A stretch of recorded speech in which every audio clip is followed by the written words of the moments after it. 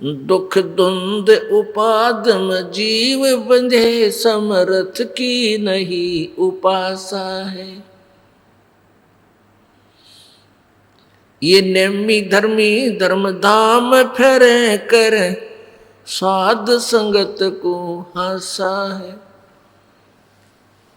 क्या बताते हैं कि दुख द्वंद उपाद में जीव बंधे, समर्थ की नहीं उपासा है, यानी समर्थ भगवान की, सर्वशक्तिमान की ये पूजा नहीं कर रहे, इसलिए ये साधना करते हुए भी दुखी ही रहते हैं, क्योंकि किए हुए कर्म का फल ही आपको प्राप्त होता है। और जब आप पूर्ण परमात्मा कबीर जी की शरण में आ जाओगे, फिर आपके पाप कर्म प्रारब्ध के आपको भोगने नहीं पड़ेंगे। पुण्यात्माओं, अभी तक हमें ये तत्व ज्ञान प्राप्त हुआ नहीं, और लोकवेद के आधार से हमने एक के बात सुन रखी थी कि जिसे कर्म करेगा वो भोगने पड़ेंगे।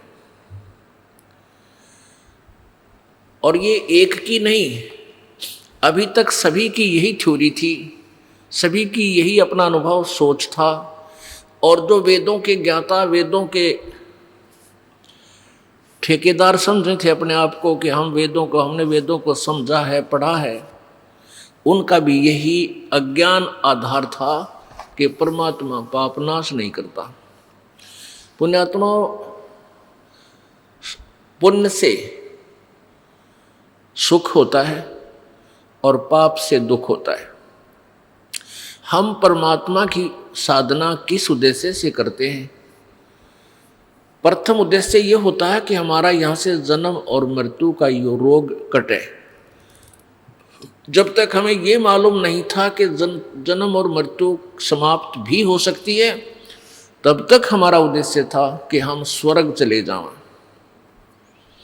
दूसरा उद्देश्य ये था कि हे भगवान, हमारा परिवार सुखी रहे, हमारा शरीर सुखी रहे, स्वस्थ रहे, हमारे ऊपर कोई आपदा ना आवे।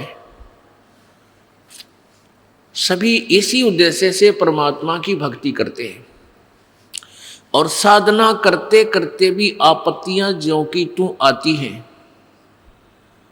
फिर क्या सोचते हैं, क्या आधार लेते हैं कि भाई किया हुआ कर्म तो भोगना ही पड़ेगा, जो प्रारब्ध में लिखा गया है वो तो भोगना ही पड़ेगा, उसका कोई विकल्प नहीं है।